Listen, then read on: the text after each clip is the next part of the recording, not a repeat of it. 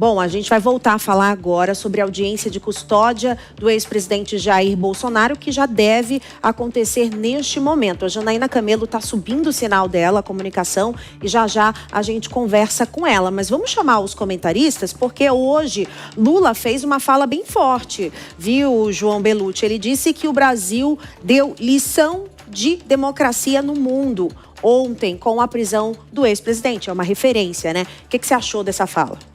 Está dentro da retórica e da narrativa que o governo Lula vem adotando, no sentido de mencionar que foi uma questão das instituições por si só atuando. É evidente que ele faz um recorte da realidade e conta somente a parte que é interessante para si, né? Evidentemente não menciona que há grandes questões jurídicas apontadas que poderiam levar a nulidades, que há possível votação de uma questão de anistia ou dosimetria. Então ele mantém a narrativa dele. E vamos lembrar que dentre os juízes ali existem sanções internacionais, em alguns, por parte do governo americano, como perda de visto, ou também a Lei Magnitsky, especificamente no Alexandre de Moraes, e já se especula os efeitos da Lei Magnitsky também, que ela pode vir voltar a mexer aqui no tabuleiro político, na medida em que tem sido ventilado que empresas americanas, ou que têm sede nos Estados Unidos, ou ligação com o governo americano e operam em dólar, enfim, não estariam, se especula, cumprindo essa imposição da Lei Magnitsky. Então pode ser que venham novas multas, enfim, novas sanções. Não há de se tirar isso do tabuleiro. Mas dentro do argumento do Lula, do governo dele, está dentro da retórica. Ele vem mantendo essa retórica e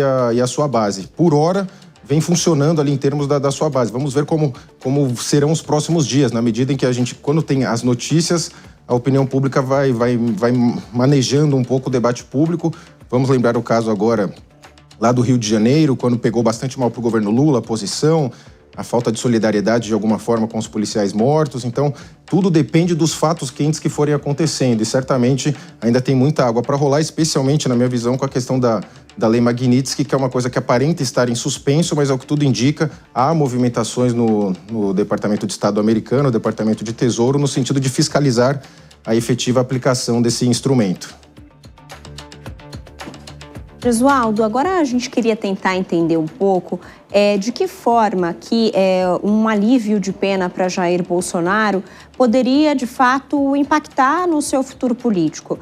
Por exemplo, nessa audiência de custódia, muito provavelmente a defesa de Jair Bolsonaro também vai voltar a alegar problemas de saúde, dizendo que o ex-presidente precisa ir para a prisão domiciliar, e isso depois vai acabar evoluindo também para pedidos de remissão de pena.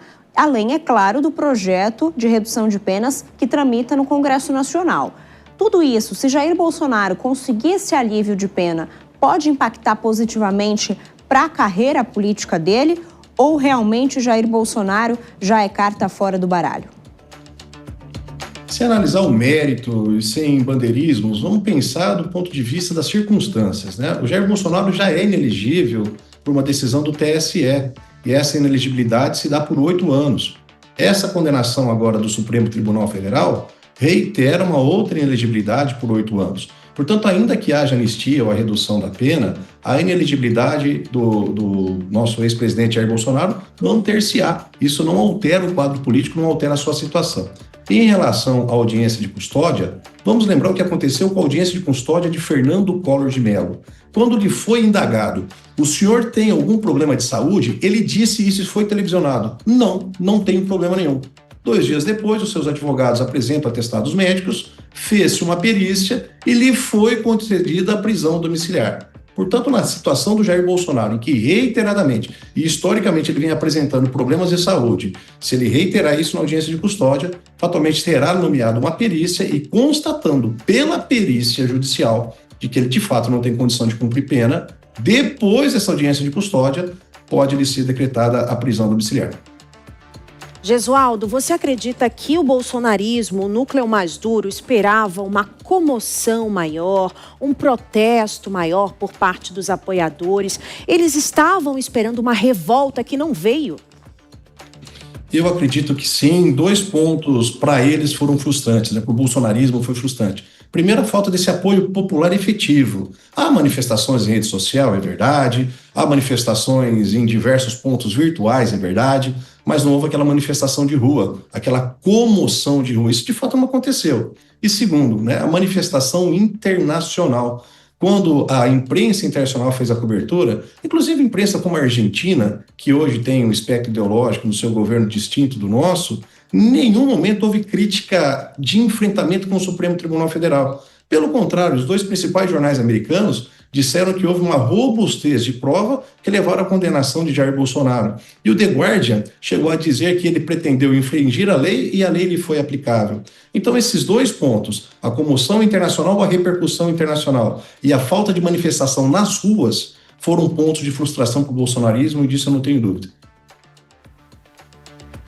João, eu também queria entender da sua parte esse também atraso de Jair Bolsonaro definir um possível substituto a ele na campanha eleitoral de 2026. A gente vem esperando por uma provável indicação ou bênção ao nome de Tarcísio de Freitas, governador de São Paulo, ou então mesmo que ele escolha outro nome da própria família, mas Jair Bolsonaro vem protelando isso, né? Até que ponto ele adiar essa decisão pode ou não prejudicar a direita, na sua opinião?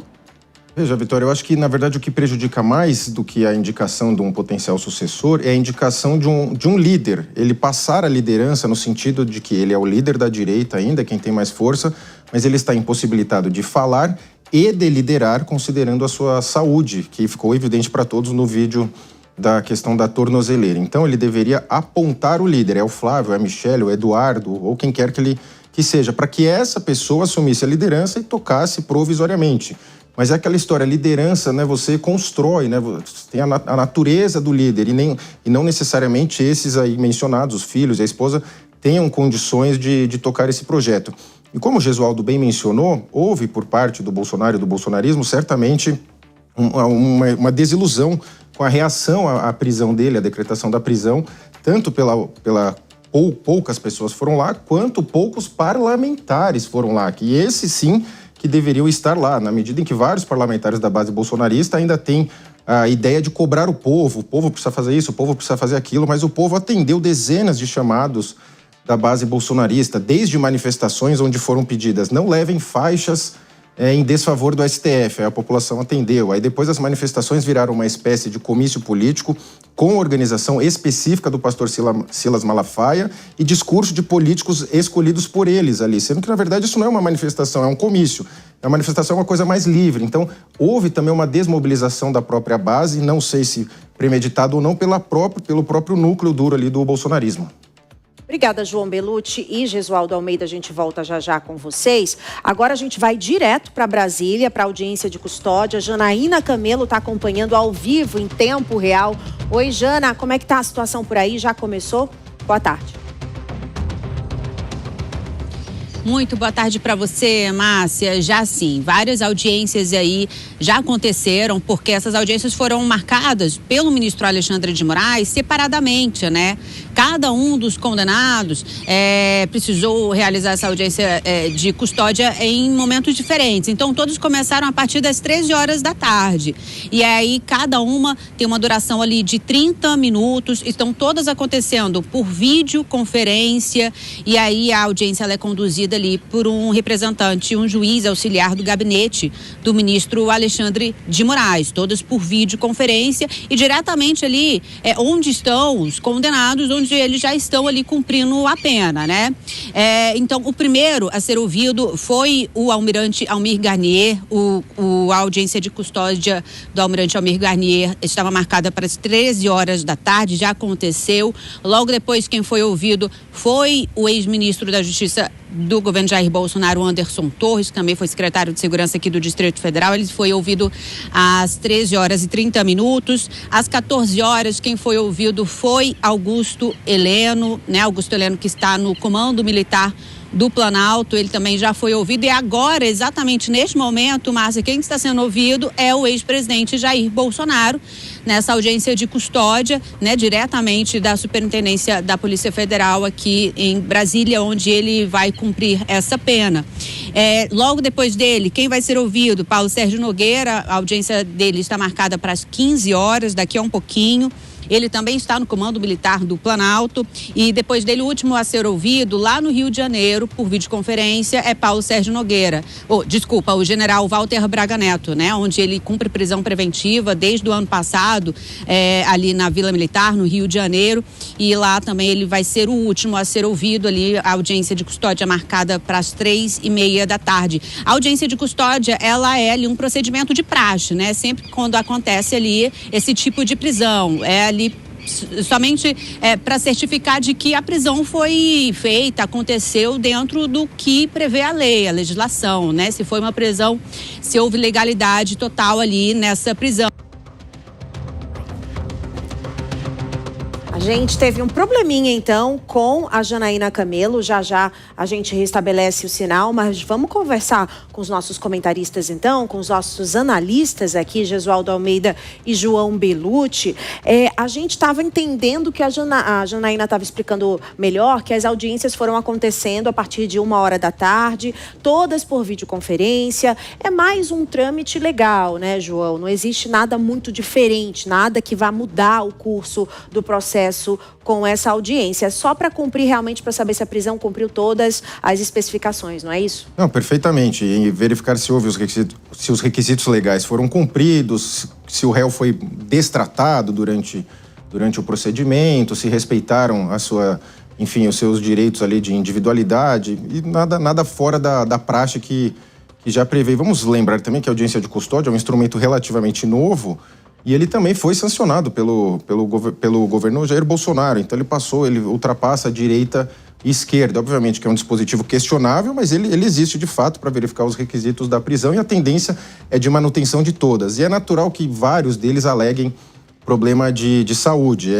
Querendo ou não, é a praxe, independente do espectro, alegar problema de saúde. No caso do Bolsonaro, me parecem evidentes os problemas de saúde. Agora, o ideal, né, conforme prevê a lei, se eles alegarem problema de saúde, o judiciário nomeia, né, um perito, alguém de sua confiança, para que confirme se os problemas de saúde são a tal ponto que a pessoa não possa cumprir no presídio ou na questão militar, ou onde quer que seja, e deveria ir para sua casa para fazer o tratamento. Me parece que no caso do Jair Bolsonaro isso está bastante avançado e legalmente seria o ideal que ele fosse para a sua residência, até porque ele corre risco ali de saúde. Vamos ver como vai ser o caso, mas ao que tudo indica, todos serão mantidos presos, até pela questão do trânsito em julgado, da manutenção integral de todas as decisões e de todo o clima ali que tem tanto no Congresso quanto no Supremo Tribunal Federal com relação a esse tema.